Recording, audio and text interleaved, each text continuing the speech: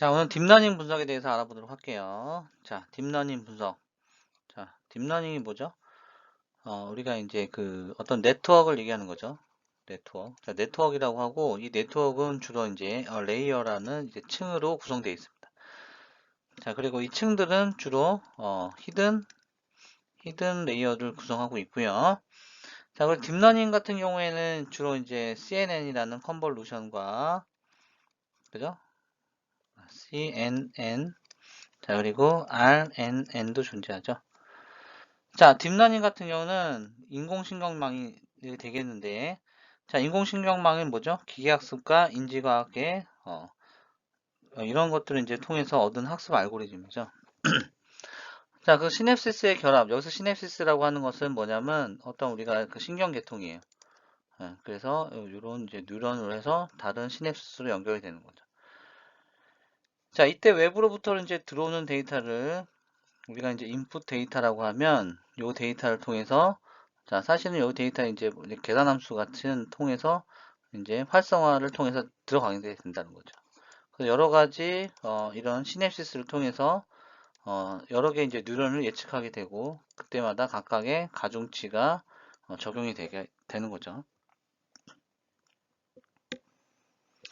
자, 인공신경망의 문제점은 계산 속도의 저하에 있습니다. 그래서 예를 들어서 1980년대 같은 경우에는 연산 수준이 지금까지 빠르지 않았기 때문에 계산 속도 저하의 문제가 있었고요.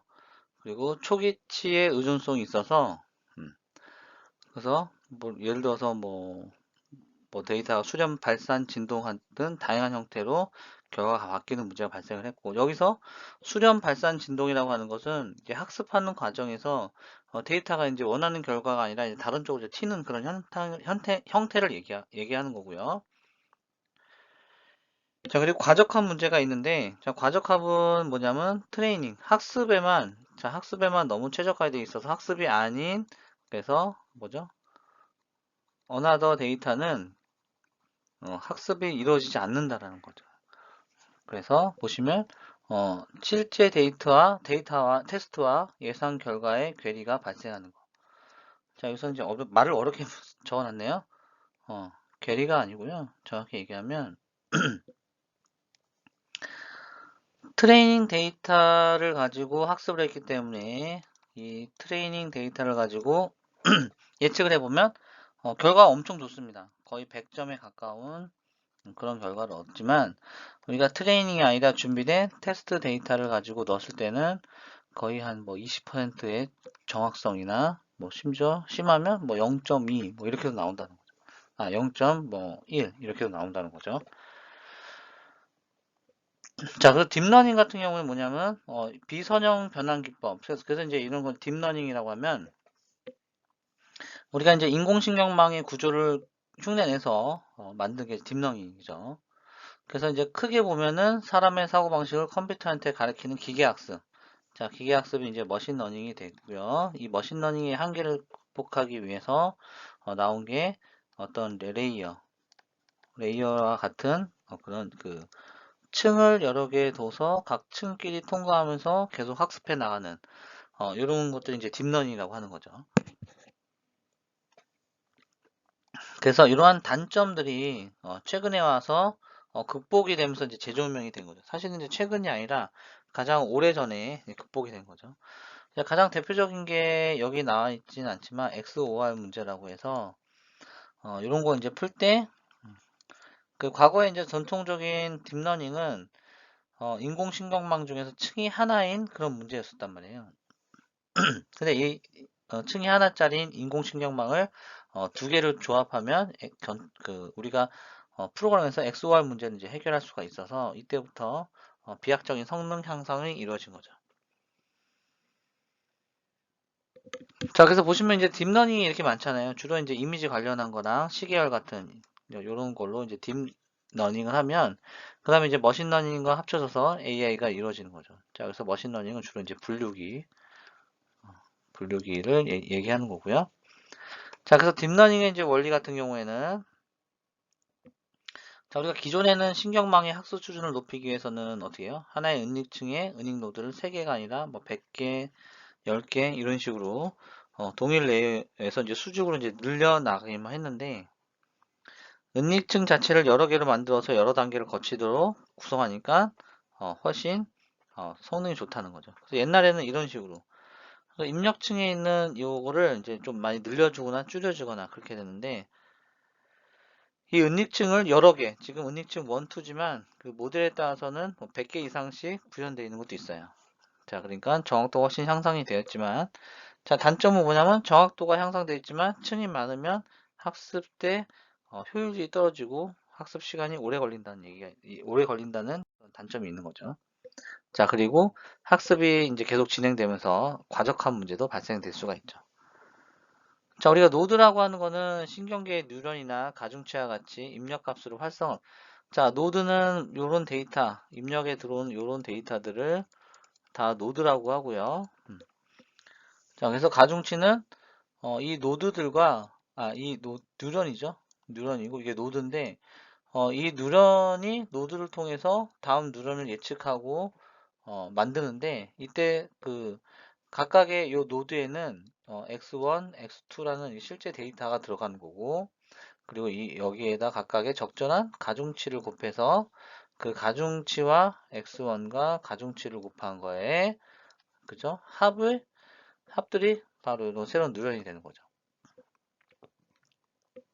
자, 활성화 함수라는 거는 뭐냐면 임계값을 이용해서 이런 값들이 어떤 임계치 이상의 값을 보이게 되면 다음 노드로 뉴런으로 이제 뉴런을 만들 수 있게 노드를 통해서 전달하는 것을 바로 활성화 함수라고 하는 거죠.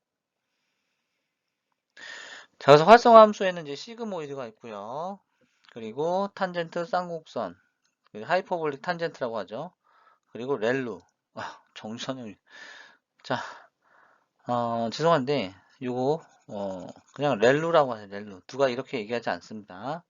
그냥 렐루라고 얘기하죠. 자, 이거는 좀 과하게 번역을 한 거고요. 자, 딥러닝 분석 알고리즘을 보시면은 심층 신경망이 있습니다. 딥 뉴럴 네트워크라고 하는데, 자, 그래서 심층 신경망이라고 하는 거는 딥러닝이죠. 그러니까 뭐 예를 들어서 히든 레이어를 여러 개 쌓는 거를 이제 딥러닝이라고 보시면 돼요. 그러니까 뭔가 딥하다 해갖고 딥이 뭐냐면 이 뎁스가 점점 깊어진다는 걸 얘기하는 거죠.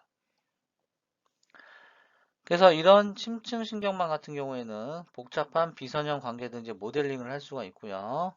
자, 여기 합성곡 신경망이 존재하죠. 우리가 전에도 한번 배웠는데 컨볼루션 뉴럴 네트워크라고 합니다. 자, 이 컨볼루션 뉴럴 네트워크 같은 경우에는 자, 어떻게 됐어요? 최소한의 이제 전 처리를 사용해서 설계된 다층 퍼셉트론이죠. 자, 퍼셉트론은 요거 하나를 이제 퍼셉트론이라고 하는 거예요. 한 층을. 그래서 그게 여러 개니까 다층이 되겠죠. 자, 합성 신경망이 뭐였죠? CNN 컨볼루션이죠. 자, 뭐예요? 보통 이미지를 특성을 잡는 거를 얘기하는 거. 특성을 잡아서 차원을 축소하고, 차원이 축소되니까 당연히 이제 그 좀 더 성능이 높아지고 속도도 빨라지게 되겠죠. 자, 그리고 CNN을 할 때 들어온 게 뭐예요? 가장 대표적인 이거죠. 자, 여기 할 때 설명을 하겠지만, 자, 합성 신경망 같은 경우에는 여러 개 합성 곱 계층을, 자, CNN을 여러 개를 만든 것을 이제 이게 합성곡 신경망이라고 하는 거예요. 자, 그럼 보통 이제 인풋 해갖고 32바에 30의 입력이 들어가면 처음에 피처, 여기서 이제 컨볼루션 레이어가 동작을 합니다. 그러면서 이 컨볼루션 레이어에는 매개 변수로 필터의 그 개수와 크기를 지정할 수 있다는 거죠. 자, 그리고 필터를 통해서 어떤 이제 그 특성 맵을 이제 만들게 되고요. 그죠? 다시 이런 거를 계속 반복하게 되다 보면은 그 어떤 특성을 가지는 이런 퓨처들은 개수는 이제 늘어나면서 이제 줄어드는 거죠.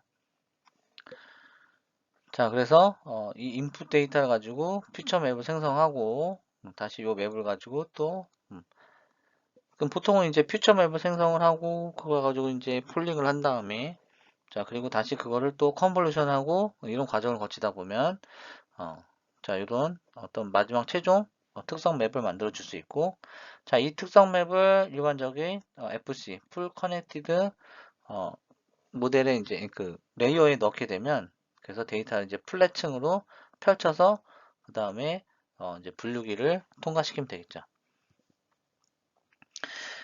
자, 그래서 CNN 같은 경우는 2차원 구조의 입력 데이터를 이제 충분히 활용할 수 있고요. 다른 딥러닝 구조들과 이제 비교를 해보면은 CNN 같은 경우는 영상, 음성, 자, 여러 개의 데이터를 우리가 이제 커널을 이용해서 데이터의 특성을 파악하기 때문에 당연히 이제 특성만 파악해서 특성만 이제 잘 간추려서 크기를 줄여주기 때문에 성능이 높게 나온다는 얘기가 되겠죠. 자, 그 CNN은 다른 애랑 마찬가지로 백 프로파게이션이라는 오차 역전파를 구합니다. 자, 오차 역전파라는 것은 우리가 보통 이제 전방 계산이라고 하는데 데이터를 이제 계산을 하면서 계속 예측을 하는 거예요. 예측을 하다가 결과가 나오면 그 정답과 비교해서 오차가 발생하면 그 오차를 줄이기 위해서 역으로 그 계산 과정에 참여했던 그런 가중치들에 대해서 업데이트를 이루어주고, 그러면 그 다음 계산할 때는 업데이트된 가중치를 이용해서 또 계산을 해보면 이제 오차가 점점 줄어드는 거죠. 그래서 오차 역전파를 이용하는 거고, 이건 수학적으로 내부에서 미분 과정을 거칩니다. 미분이요. 자, 미분이라는 건 뭐예요? 어떤 변화량이잖아요. 그죠? 그래서 우리가 뭐 어떤 계산을 했을 때 x가 변함에 의해서 y가 어떻게 그러니까 x의 변화량에 대한 y의 값, 그래서 이제 x에 대해서 미분한다고 하는 거죠.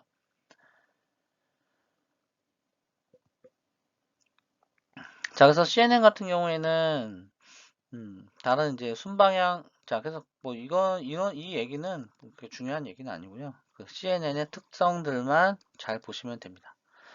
자, 그리고 파생 알고리즘 같은 경우는 뭐 심층, 실내 신경망 뭐 여러 개 있다는데 한번 읽어보시면 되고, 자, 그 다음에 순환 신경망 중요하죠. 자, 순환 신경망은 어디서 사용하는 거죠? 순환 신경망은 시계열 데이터, 그죠? 시계열. 그래서 어떤 시간적인 순서를 갖는 데이터, 그래서 그런 것들을 이제 순환 신경망을 이용한다는 거죠. 자, 그래서 순환 신경망 같은 경우에는 뭐 이런 건 이제 한번 읽어보시면 될 거예요. 여기서 중요한 건 순환신경망이 무엇이냐, 그죠? 시계열 데이터를 다루는 거. 그래서 이 순환신경망의 단점을 보완한 게 LSTM이라고도 우리가 배웠죠. 장단기 메모리.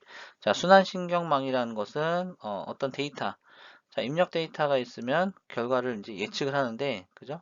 뭐 예측을 하는 데이터가 있으면 그 사이에 어떤 가중치를 계속 순환해서 업데이트 한다는 거죠. 그래서 처음에 x가 들어가면, 자, 그 다음에 두 번째 x를 가지고 우리가 이제 어떤 뭐 예측을 한다고 했을 때, 이 값과 이 그 예측을 하기 위해서 계산한 요 그 가중치와 이전에 사용했던 가중치를 다 같이 계속 더해서 이렇게 결과를 보는 게 더하고. 자, 이게 바로 이제 순환신경망이죠. 자, 그래서 순환신경망은 이런 구조가 되는 거예요. 리커런트 셀 해가지고. 자, 근데 단점은 뭐냐면, 순환신경망에서 리커런트 셀이라는 것은 계속, 뭐죠? 참조를 하다 보니까, 나중에는 값이, 적어지거나 없어짐으로 인해서, 이후에 이제 계산이 안 되는 그런 경우도 있죠. 자, 심층 실내 신경망 한번 읽어보시면 됩니다. 그죠? 자, 어떤 건지 한번 읽어볼까요, 그러면? 기계학습에서 사용되는 그래프 생성 모형이라는 거죠. 그래프 생성.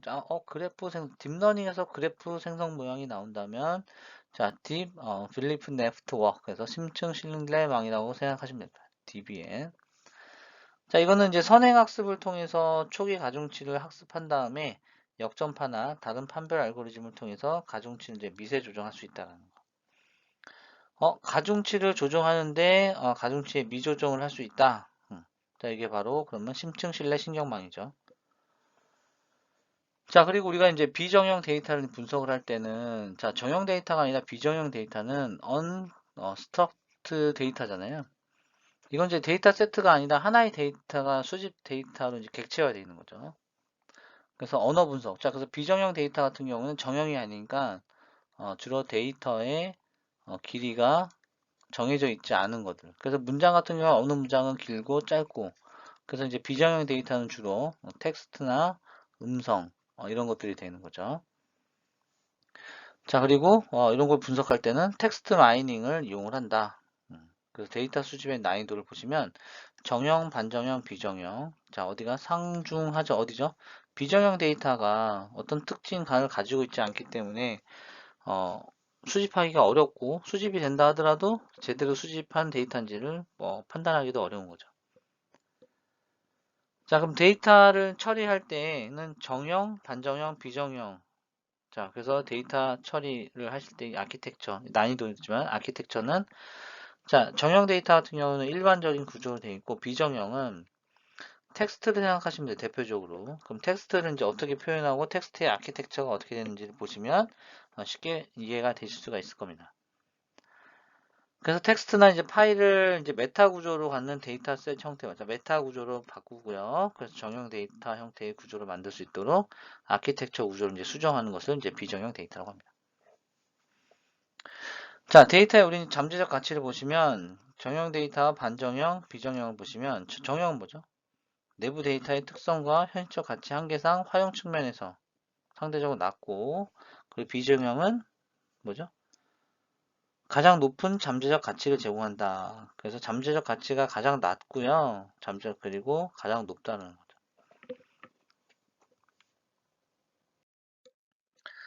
자, 그래서 이제 비정형 데이터를 분석할 때는 빅데이터 환경에서 이제 80% 이상의 데이터가 비정형 데이터예요. 자, 그러면 이제 비정형 데이터 분석이 가장 중요한 포커스를 맞출 수 있겠죠?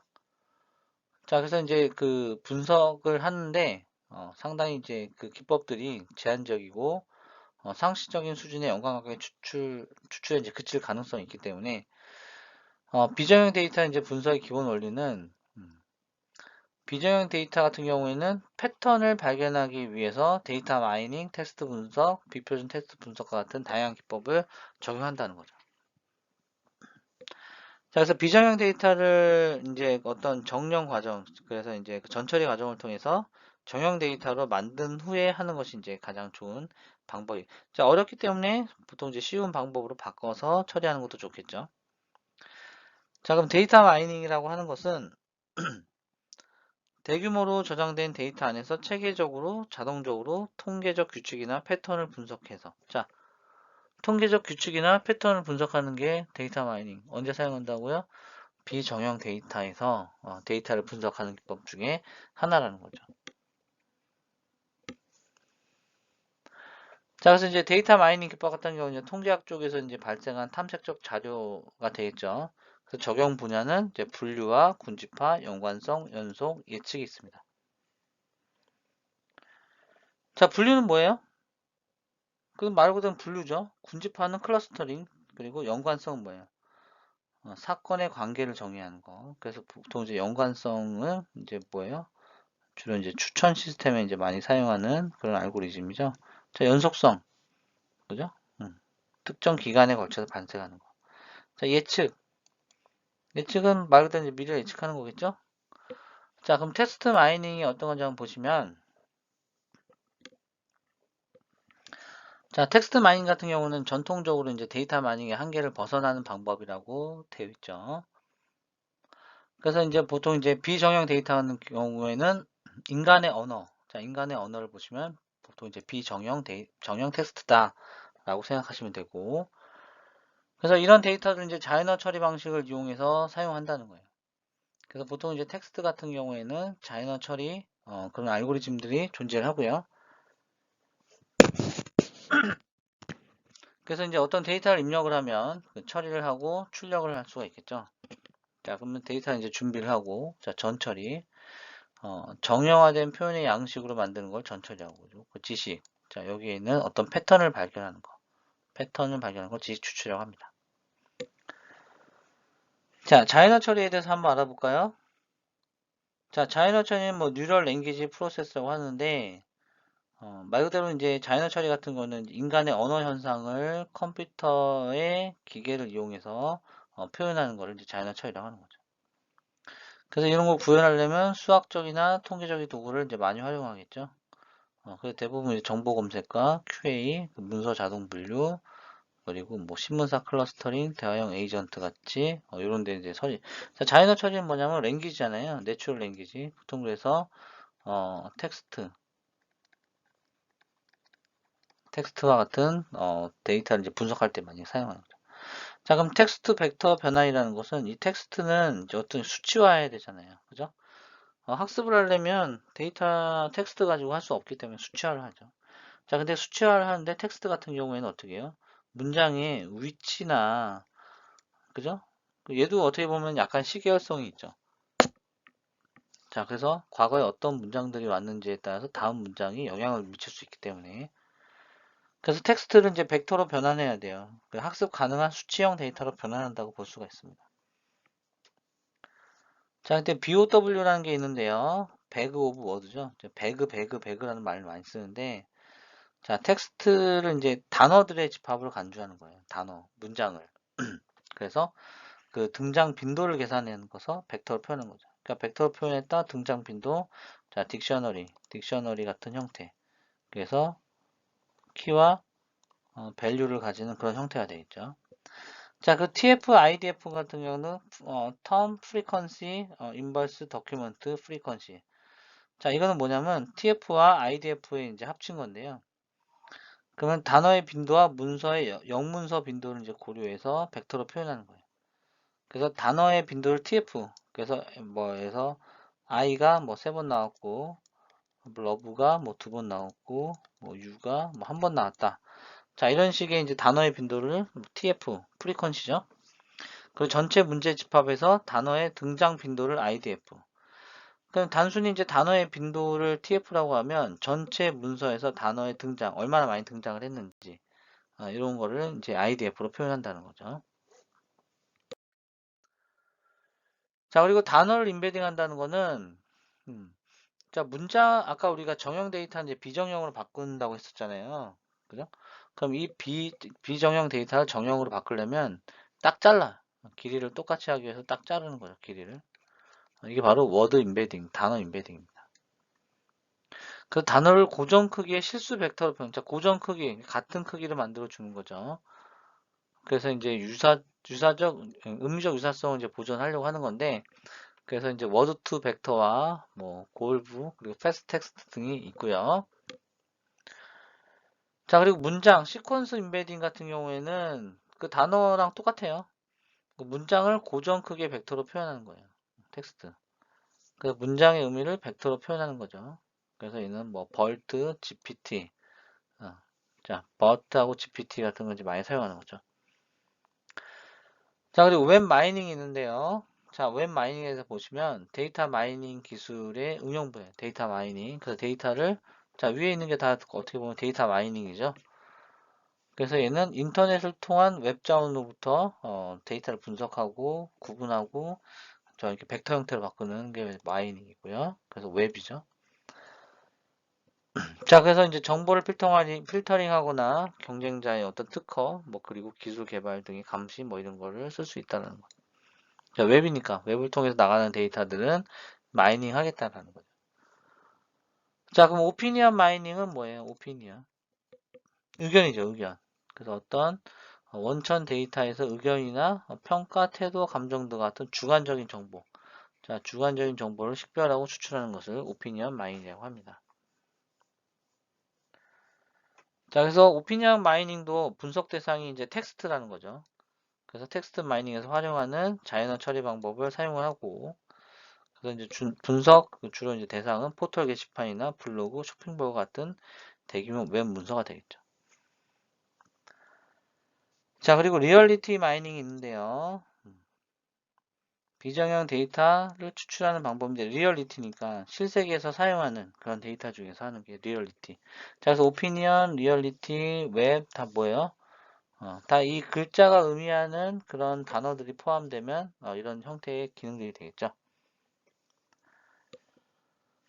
자, 앙상블 분석을 한번 보겠습니다. 앙상블 분석. 자, 앙상블이라는 건 뭐죠? 주어진 자료로부터 여러 개의 학습 모형을 만드는 거죠. 자, 주어진 자료로부터 여러 개의 학습 모형. 학습 모형을 만들어서 이걸 앙상블 하는 거예요, 앙상블. 자, 그래서 배깅도 있고 여러 가지가 있었죠. 그래서 약한 학습기를 가지고, 약한 학습은 약분류기라고 해가지고, 어떤 이제 무작위로, 선정하는 게 아니라 확률이 높은, 이런 학습 규칙을 얘기하는 거죠. 자, 그래서 스팸 처리 방법을 개발한다고 하면 여러 가지가 존재하는데 스팸 여부를 yes, no로만 판단한다고 하면은 뭐 이런 거죠. 제목이 붙은 경우, 뭐가 붙은 경우.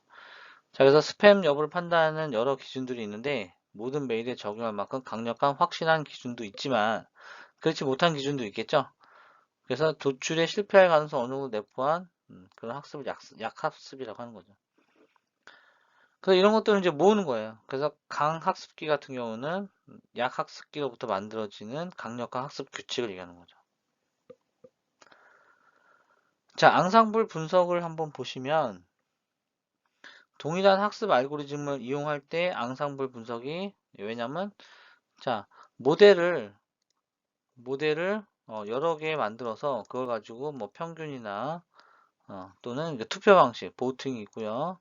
그리고 각 모델이 학습하는 그 성능을 다른 모델로 전달해서 계속 그 성능을 높여나가는 그런 모델도 있고.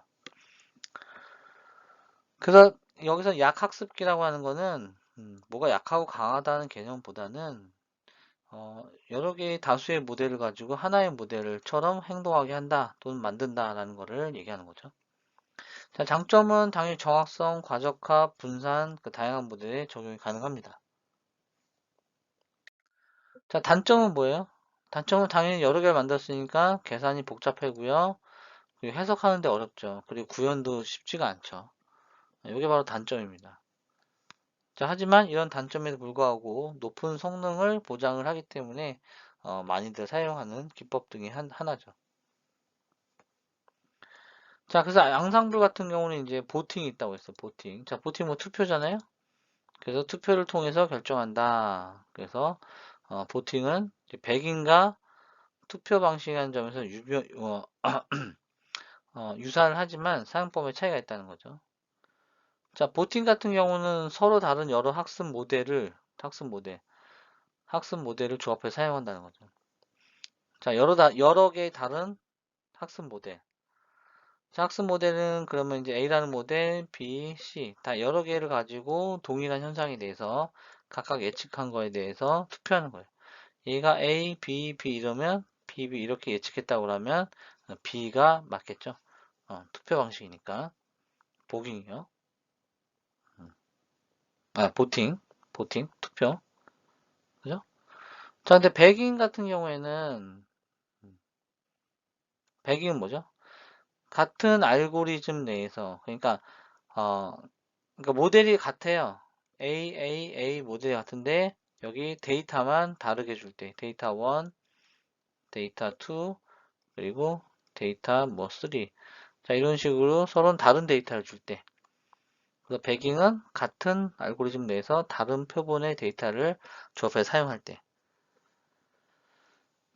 그래서 이제 보팅 같은 경우에는 서로 다른 알고리즘이 도출해낸 결과물이고요. 그래서 이제 보팅도 하드 보팅이 있고 소프트 보팅이 있는데 하드 보팅 같은 경우에는 결과물에 대해서 최종 값을 투표해서 최종값. 근데 소프트 보팅은 결과물이 나올 때마다 확률 값을 다 더해가지고 최종 결과물에 대해서 그러니까 뭔가 이제 평균을 내는 거죠. 이 하드 보팅 같은 경우는 투표 가장 많이 나오는 건데 얘는 어, 결과물이 나올 확률 값을 최종 결과물이 나올 확률 값을 다 더해준다. 자, 그래서 부스팅이 있는데 부스팅은 뭐냐면 가중치를 이용하는 거예요. 그래서 연속적인 약학습기를 생성한다는 거죠. 자, 그래서 간단하게 자 심플은 원튼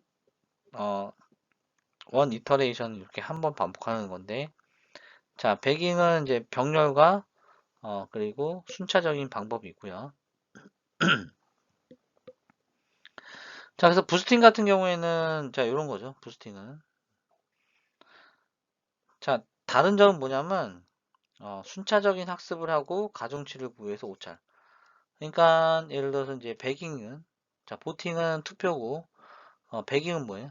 자 배깅은 A라는 모델 A에 자 데이터가 다른 게 들어가요. D1, D2, D3 이런 데이터가 다른 게 들어가서 이제 결과를 내는 게 배깅이죠.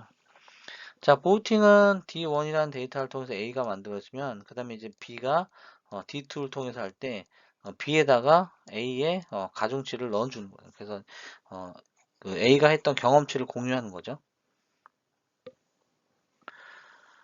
자, 그래서 배깅은 여기에 그림에 나와 있는 것처럼, 자, 배깅은 뭐죠? 샘플을 여러 번 뽑아서 각 모델을 학습시키는 거죠. 그래서 이제 모델이 여러 개 있는데 그 데이터만 여러 개. 그래서 집계하는 방법입니다. 그래서 데이터로부터 부스트랩 한다. 그래서 부스트랩은 이제 데이터를 생성한다고 보시면 돼요. 그래서 부스트랩한 데이터로부터 모델을 학습시키고 그리고 결과를 이제 구하는 거죠.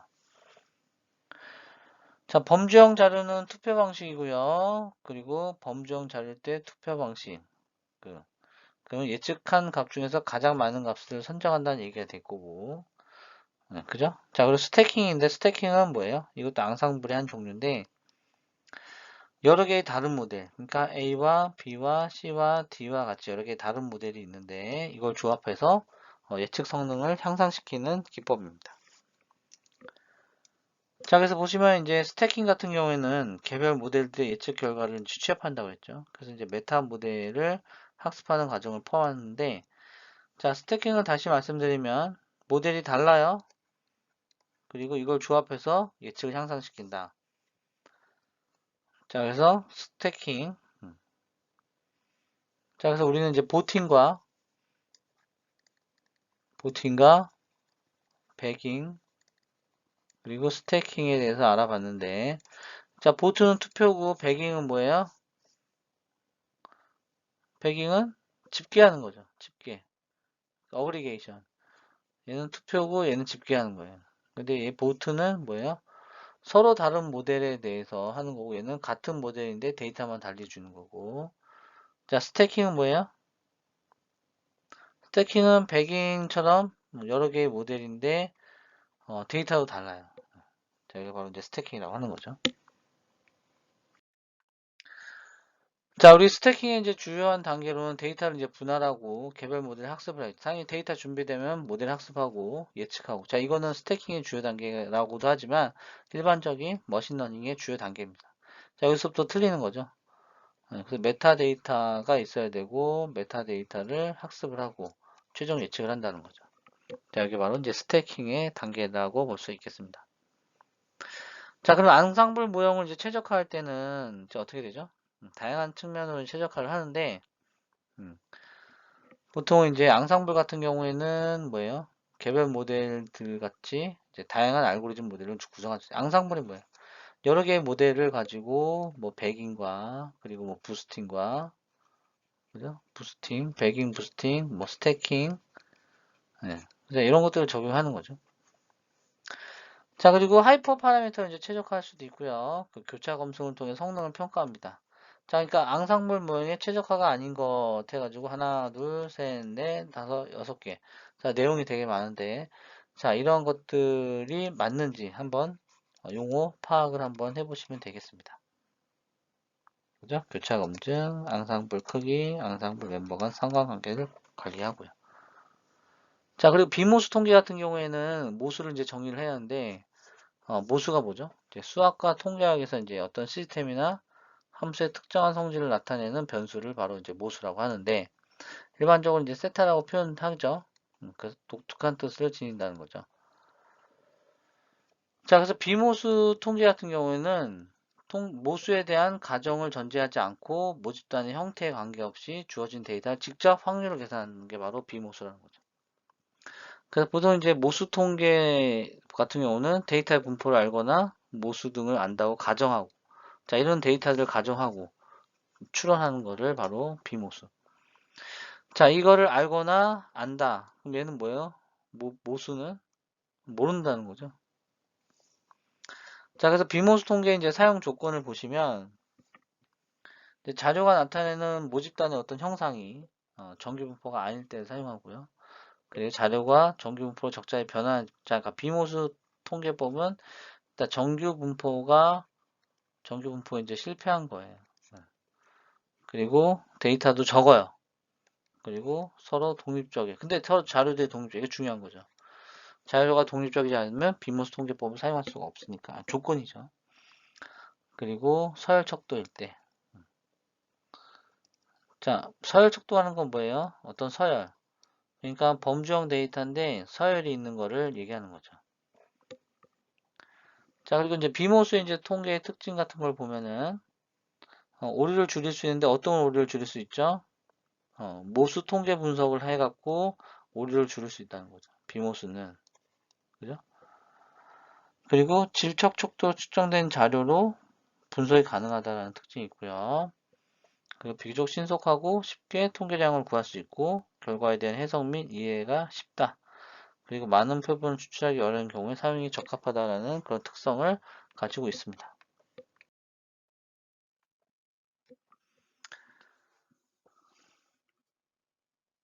자, 비모수 통계 검증법을 한번 보시면, 자, 사인 테스트, 부호 검증. 자, 그래서 비모수 통계 검증할 때는 부호 검증, 윌코슨 부호 순위 검증이 있고요. 자, 그리고 만 위트니 검증이 있습니다. 그리고 크루스칼 왈리스 검증이 존재하게 되죠. 자, 그러면 요 이제 개념이 이제 조금 어려울 텐데, 자, 여기에 대해서 한번 보시면, 자, 부호 검증이라는 건 뭐예요? 사인이니까. 자, 관체들 간에 같다나 또는 크거 작다라는 주장이 사실이 아닌지를 검증할 때 사용하는 게 바로 부호 검증. 자, 그래서 부호 검증 같은 경우는 데이터의 어떤 순서나 크기에 대한 가정을 하지 않는다는 거죠. 그리고 관측값들의 부호만을 활용해서 검증을 수행한다라는 그런 특징이 있습니다. 자, 그래서 이제 부호 검증 같은 경우는 데이터의 순위나 그 어떤 크기 정보를 활용하지 않죠. 그래서 보다 정확한 분석을 위해서는 다른 방법도 고려해야 된다는 거죠. 부호 검증 별로 중요하지 않겠, 아니 별로 그렇게 쓰임새가 있을지는 모르겠죠. 자, 윌콕슨 같은 경우에는 관측지 간 차이의 크기 순위까지, 자, 뭔가 크기 순위가 나왔다라고 하면 윌콕슨이죠. 자, 그리고 순위 데이터에 사용하고, 그리고 대응 표본 차이에 대한 가설을 검증, 목표는 뭐예요? 대응 표본에 대한 가설을 검증한다는 거. 자, 그래서 만 위트니는 뭐예요? 만 위트니는 어떤 두 집단 간의 중심 위치를 비교하기 위해 사용하는 것. 자, 중심. 자, 두 집단 간의 중심 위치죠. 그래서 어떤 거리 기반으로 중심 기간의 위치를 이제 비교한다는 거죠. 자, 그래서 보통 이제 독립표본 데이터에 사용이 되고요. 그리고 두 개의 독립된 그룹의 관측값을 비교할 때 사용한다. 그래서 두 그룹 간의 위치적인 차이에 대한 가설을 이제 검증할 수 있는데요. 그래서 예를 들어서 성적을 비교한다거나 어떤 약의 효과와 그런 비교할 때 사용할 수 있다는 그런 특성들이 있는 거죠. 자, 크루스칼 왈리스 검증이라고 하면은, 자, 중앙값이네요. 근데 3개. 자, 집단이 3개 이상인데 중앙값의 어떤 차이를 검증한다고 하면 크루스칼 왈리스 검증이라고 하시면 되겠습니다. 자, 그리고 보통 이제 독립표본 데이터에 사용이 되겠죠. 그죠? 그리고 3개 이상의 독립된 그룹의 관측값. 3개 이상. 그래서 이제 그룹이 하나, 둘, 3개로 이렇게 관측됐을 때, 그 그룹의 관측값을 비교하는 경우에 사용하는 게 크루스칼 왈리스 검정이라고 하는 거죠. 자, 그래서 보통은 이제 그룹 간의 어떤 순위 차이에 대한 가설을 검증할 때 사용하는 거죠. 그룹 간의 순위. 그래서 뭐 3개 이상의 약의 효과를 이제 비교하거나 다수 집단의 성적을 비교할 때 사용할 수 있는 게 바로 뭐예요? 크루스칼 왈리스라고 하는 거죠. 자, 그럼 다시 한번 정리해보면 비모수적 통계는 비모수적이라는 건 뭐예요? 자, 우리가 부호 검증이 있고 윌콕슨 그리고 만 위트니 자 크루스칼 자 이거 이제 공통점들은 뭐죠? 자 부호 검증 같은 건 뭐예요? 관측지간의 값이 뭐 이건 사실이 아닌지 검증한다는 거죠. 자 윌콘스는 뭐예요? 크기 순위 관측지 다 관측지를 가지고 하는 건 맞는데 자 윌콕스 같은 경우는 크기 순위 얘는 사실인지 아닌지 부호 이제 사인이니까 플러스 마이너스니까 어떤 뭔가 주장이 사실인지 아닌지. 자, 윌커스는 크기 순위, 윌콕스는 이제 부호 순위인데, 자, 크기 순으로 하는 거고, 얘는 플러스 마이너스, 그죠? 그러니까 사실 여부, 사실인지 아닌지. 자, 만 위트니 같은 경우에는 두 개의 그룹, 그래서 뭐 그룹 A와 그룹 B 두 개의 그룹에 대해서, 그리고 크루스칼 왈리스는 3개 이상 집단의 중앙값. 자, 이렇게 해서 분석에 대한 내용을 마무리 한번 해보도록 하겠습니다. 자, 다시 한번 복습해 보시고요. 예, 그리고 열심히 공부하셔가지고 좋은 결과를 얻기를 바라겠습니다. 자, 감사합니다.